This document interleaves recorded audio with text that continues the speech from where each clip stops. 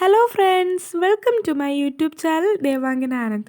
അപ്പോൾ ഇന്നത്തെ വീഡിയോ എന്ന് പറയുന്നത് എഡ്യൂക്കേഷൻ ലോണിനെ പറ്റിയിട്ടുള്ള ഒരു ഡീറ്റെയിൽഡ് വീഡിയോ ആണ്. ഈ ഒരു എഡ്യൂക്കേഷൻ ലോൺ ആർക്കൊക്കെയാണ് കിട്ടുന്നതെന്ന് ചോദിച്ചാൽ നേഴ്സിംഗ്, എൻജിനീയറിംഗ്, പാരാമെഡിക്കൽ കോഴ്സസ് അതേപോലെ കുറേ കോഴ്സസിന് ഈ ഒരു എഡ്യൂക്കേഷൻ ലോൺ കിട്ടുന്നതായിരിക്കും.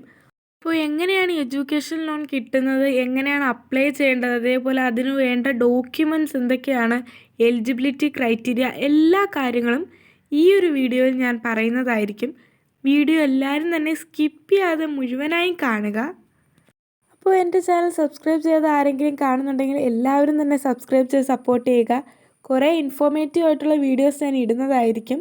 അപ്പോൾ നമുക്ക് വീഡിയോയിലോട്ട് കിടക്കാം. എന്താണ് എഡ്യൂക്കേഷൻ ലോൺ എന്ന് മിക്ക ആൾക്കാർക്കും അറിയാമായിരിക്കും. എന്നാൽ അറിയാത്ത ആരെങ്കിലും ഉണ്ടെങ്കിൽ ഞാൻ അവർക്ക് വേണ്ടി പറഞ്ഞു തരാം. അപ്പോൾ കേരളത്തിലോ അല്ലെങ്കിൽ കേരളത്തിന് പുറത്തോ ഒരു പ്രൊഫഷണൽ ഡിഗ്രി പഠിച്ചിറങ്ങുക എന്നത് ഒരു വലിയ ചിലവുള്ള ഒരു കാര്യമാണ്. അപ്പോൾ ഈ പണത്തിൻ്റെ പേരിൽ ആരും പഠിക്കാതിരിക്കരുത്, പഠിത്തം നിഷേധിക്കപ്പെടരുത് എന്നുള്ള ഒരു നിലയിൽ ഗവൺമെൻറ്റിൻ്റെ സൈഡിൽ നിന്നുമുള്ള ഒരു സപ്പോർട്ടാണ് എഡ്യൂക്കേഷൻ ലോൺ എന്ന് പറയുന്നത്. അപ്പോൾ ഗവൺമെൻറ്റിൻ്റെ സൈഡിൽ നിന്ന് നമുക്ക് ലഭിക്കുന്ന ഒരു സഹായമാണ് നമുക്ക് ഈ ഒരു എഡ്യൂക്കേഷൻ ലോൺ എന്ന് പറയുന്നത്.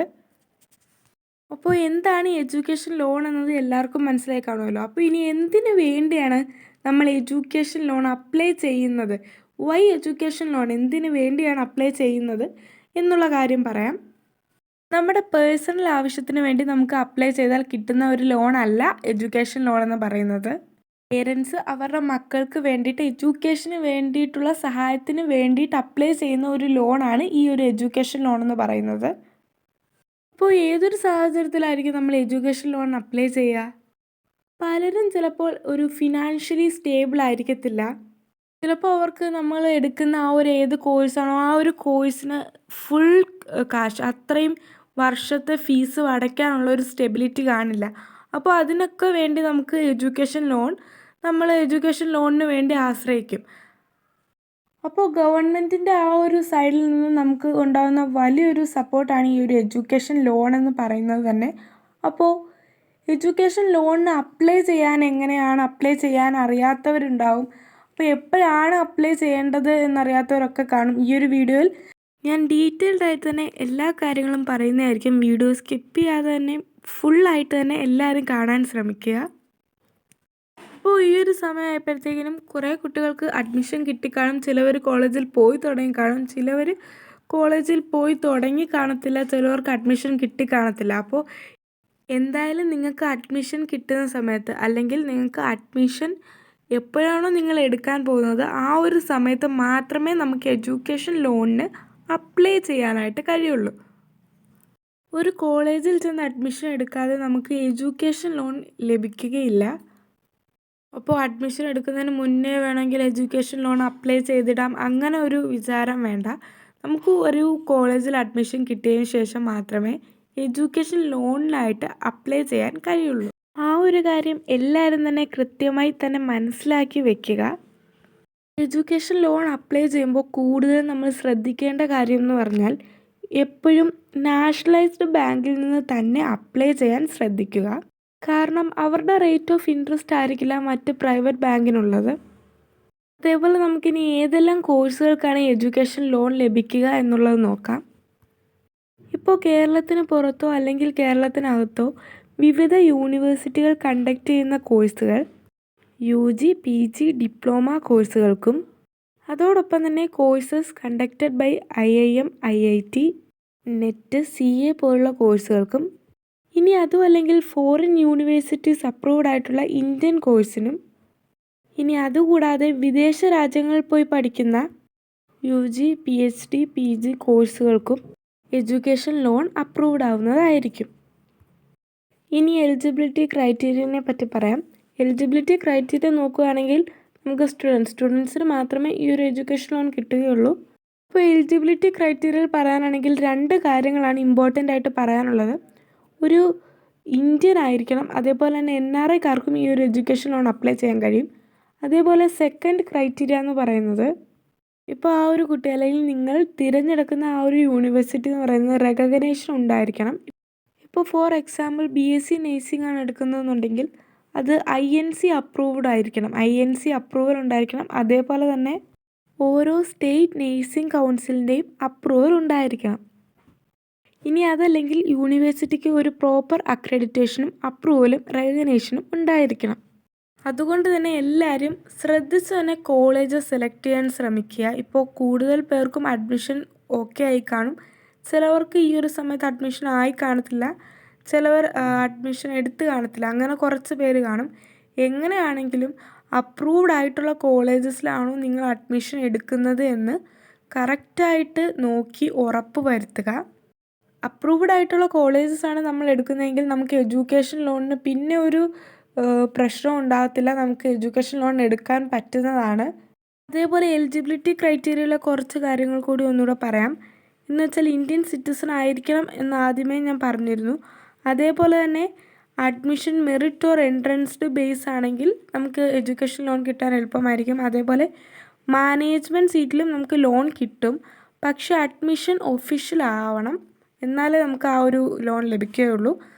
അതേപോലെ അക്കാഡമിക് റെക്കോർഡ് നന്നായിരിക്കണം. ചില ബാങ്കുകളൊക്കെ 10th 12th ഒക്കെ റിസൾട്ട് ഭയങ്കര പുവറായിട്ടാണെങ്കിൽ ലോൺ സാങ്ഷൻ ചെയ്യില്ല. അപ്പോൾ സ്റ്റഡീസൊക്കെ സീരിയസ് ആയി തന്നെ എല്ലാവരും എടുക്കുക. ഇനി ലോൺ എമൗണ്ടിനെ പറ്റി പറയാം. അപ്പോൾ നമ്മൾ ഏതൊരു കോഴ്സ് ചൂസ് ചെയ്താലും ആ ഒരു കോഴ്സിന് എത്ര ഫീസാവും, ഒരു പെർ ഇയർ എത്ര ഫീസാവും എന്നുള്ളൊക്കെ കാര്യം നിങ്ങൾ കറക്റ്റായി തന്നെ മനസ്സിലാക്കി വെക്കണം. എഡ്യൂക്കേഷൻ ലോണിന് അപ്ലൈ ചെയ്യുന്നതിന് മുന്നേ തന്നെ നമുക്കൊരു അഡ്മിഷൻ ലഭിച്ചാലേ എഡ്യൂക്കേഷൻ ലോണിന് അപ്ലൈ ചെയ്യാൻ കഴിയൂ. അപ്പോൾ നമ്മൾ ഏത് കോഴ്സാണോ എടുക്കുന്ന ആ ഒരു കോഴ്സിൻ്റെ പെർ ഇയർ ഫീസ് എത്ര ആയിരിക്കും, അല്ലെങ്കിൽ 4 ഇയർ കൂടി എത്ര ഫീസാകും എന്നുള്ള കാര്യങ്ങളെല്ലാം നിങ്ങൾ മനസ്സിലാക്കി വെക്കുക. അതനുസരിച്ച് നമുക്ക് എഡ്യൂക്കേഷൻ ലോണിന് അപ്ലൈ ചെയ്ത് എത്ര എമൗണ്ട് ആണെന്ന് ചോദിച്ചാൽ ഏകദേശം ഒരു 4 lakhs to 7.5 lakhs വരെ നമുക്ക് ഈടില്ലാതെ ബാങ്കുകളിൽ നിന്നും ലഭിക്കുന്നതായിരിക്കും. അവിടെ ഒരു പേരൻറ്റ് ഗ്യാരണ്ടി ആയിട്ട് നിൽക്കുകയോ അല്ലെങ്കിൽ ഒരു തേർഡ് പാർട്ടി ഗ്യാരണ്ടി ആയിട്ട് നിൽക്കേണ്ട ആവശ്യമോ അല്ലെങ്കിൽ ഒരു സെക്യൂരിറ്റിക്കായിട്ട് നമ്മുടെ വീടിൻ്റെ ആധാരമോ അല്ലെങ്കിൽ എന്തെങ്കിലും പ്രോപ്പർട്ടിയോ വല്ലതും വെക്കുകയോ അങ്ങനെ ഒന്നും നമുക്കിവിടെ വേണ്ട. ഒരു ഈടും കാര്യങ്ങളും ഒന്നും ഇല്ലാതെ തന്നെ ഏകദേശം 4 to 7.5 lakhs വരെ നമുക്ക് എഡ്യൂക്കേഷൻ ലോൺ ലഭിക്കുന്നതായിരിക്കും.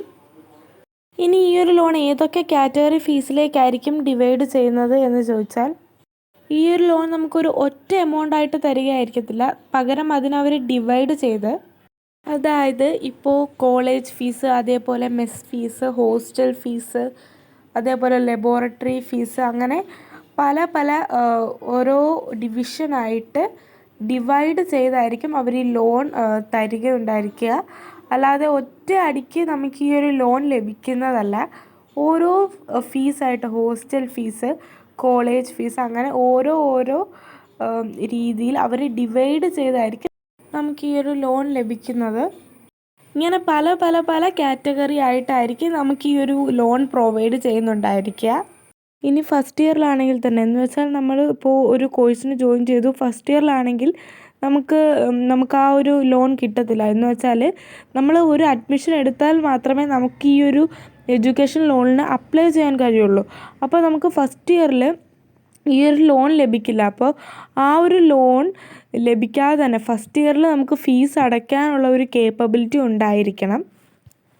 അതായത് നമ്മളിപ്പോൾ ഒരു അഡ്മിഷൻ എടുത്തു കഴിഞ്ഞായിരിക്കും ഈ ഒരു എഡ്യൂക്കേഷൻ ലോണിൽ അപ്ലൈ ചെയ്യുന്നത്, അതേ നമുക്ക് പറ്റത്തുള്ളൂ.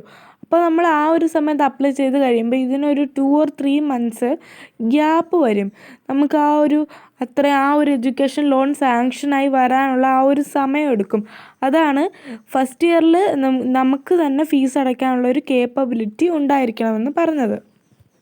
അപ്പോൾ നമ്മൾ എഡ്യൂക്കേഷൻ ലോണിന് അപ്ലൈ ചെയ്യുമ്പോൾ നമുക്ക് കോളേജിൽ നിന്ന്, നമ്മൾ അഡ്മിഷൻ എടുത്ത കോളേജിൽ നിന്ന് നമുക്ക് കുറേ ഡോക്യുമെൻറ്റ്സ് ഒക്കെ വേണം. അതാണ് നമുക്ക് ഇത്ര ഒരു ടൈം എടുക്കുന്നത്, ഒരു വർഷം. ആ ഒരു ഫസ്റ്റ് ഇയറിലെ ഫീസ് നമുക്ക് കിട്ടാതിരിക്കുന്നത് അതുകൊണ്ടാണ്. നമ്മൾ എഡ്യൂക്കേഷൻ ലോണിന് അപ്ലൈ ചെയ്ത ശേഷം നമുക്ക് പിന്നീട് സെക്കൻഡ് ഇയർ, തേർഡ് ഇയർ പിന്നീടുള്ള വർഷങ്ങളിലോട്ടുള്ള എല്ലാ ഫീസും ബാങ്കിൽ നിന്ന് തന്നെ നേരിട്ട് കോളേജിലേക്ക് പേ ചെയ്യുന്നതായിരിക്കും. ഇനിയിപ്പോൾ നിങ്ങൾ ആരുടെയും അടുത്തൊന്ന് അഡ്ജസ്റ്റ് ചെയ്തോ അല്ലെങ്കിൽ കടം മേടിച്ചോ ഒക്കെയാണ് ഫസ്റ്റ് ഇയറിലെ ആ ഒരു ഫീസ് അടയ്ക്കുന്നതെങ്കിൽ നിങ്ങൾ എഡ്യൂക്കേഷൻ ലോണിന് അപ്ലൈ ചെയ്യുമ്പോൾ ആ ഒരു ഫസ്റ്റ് ഇയറിലെ ഫീസും കൂടി കൂട്ടി പറയുക. അപ്പോൾ ഈ ഒരു ഫീസ് കോളേജിലോട്ട് അവർ ഡയറക്റ്റ് പേ ചെയ്യുമ്പോൾ നമുക്ക് കോളേജുകാർ ഇത് ഫുള്ള് ഈ ഫസ്റ്റ് ഇയറിലെ ഫീസ് ഫുള്ള് റീഫണ്ട് ചെയ്യുന്നതായിരിക്കും. അപ്പോൾ നിങ്ങൾക്ക് ആ ഒരു ഫസ്റ്റ് ഇയറിലെ ഫീസ് വേണമെന്ന് താല്പര്യമുള്ളവർ അങ്ങനെ ഫസ്റ്റ് ഇയറിലെ ഫീസ് കൂടി ഉൾപ്പെടുത്തി എഡ്യൂക്കേഷൻ ലോണിന് അപ്ലൈ ചെയ്യാൻ ശ്രമിക്കുക. അപ്പോൾ ഈ ഒരു വീഡിയോയിൽ പറഞ്ഞ എല്ലാ കാര്യങ്ങളും നിങ്ങൾക്ക് മനസ്സിലായെന്ന് ഞാൻ വിചാരിക്കുന്നു. ഇനി എന്തൊക്കെ ഡോക്യുമെൻറ്റ്സ് ആണ് വേണ്ടത്, എങ്ങനെയാണ് അപ്ലൈ ചെയ്യേണ്ടത്, ഏതൊക്കെ ബാങ്കിലാണ് നിങ്ങൾ അപ്ലൈ ചെയ്യേണ്ടത്, അതേപോലെ ഫേക്ക് ഏജൻസീസിനെ പറ്റിയിട്ടൊക്കെ ഉള്ളൊരു വീഡിയോ ഞാൻ നെക്സ്റ്റ് പാർട്ടായിട്ട് ഇടുന്നതായിരിക്കും. ലെങ്ത്ത് കൂടുന്നതുകൊണ്ടാണ് ഞാൻ നെക്സ്റ്റ് പാർട്ടായിട്ട് അത് ഇടാമെന്ന് വിചാരിച്ചത്. അപ്പോൾ എല്ലാവരും തന്നെ ആ പാർട്ട് 2 ചെന്ന് കാണേണ്ടതാണ്. അപ്പോൾ അടുത്ത വീഡിയോയിൽ ഇതിനെ പറ്റിയിട്ട് എല്ലാ ഡീറ്റെയിൽസും കറക്റ്റായിട്ട് തന്നെ എങ്ങനെയാണ് അപ്ലൈ ചെയ്യേണ്ടതെന്നൊക്കെയുള്ള കാര്യങ്ങൾ കറക്റ്റായ രീതിയിൽ തന്നെ ഞാൻ പറയുന്നുണ്ട്. ആ ഒരു വീഡിയോ എല്ലാവരും തന്നെ കാണേണ്ടതാണ്. അപ്പോൾ ലെങ്ത്ത് കൂടുന്നതുകൊണ്ട് മാത്രമാണ് ഞാനൊരു പാർട്ട് 2 ആയിട്ട് വെച്ചത്. അപ്പോൾ ഈ ഒരു വീഡിയോ ഇഷ്ടമായിട്ടുണ്ടെങ്കിൽ എല്ലാവരും സബ്സ്ക്രൈബ് ചെയ്ത് സപ്പോർട്ട് ചെയ്യുക. എന്തെങ്കിലും ഡൗട്ട്സ് ഉണ്ടെങ്കിൽ കമൻറ്റ് സെക്ഷനിൽ അറിയിക്കുക. അപ്പോൾ നെക്സ്റ്റ് വീഡിയോ കാണുന്നവരെ ബൈ.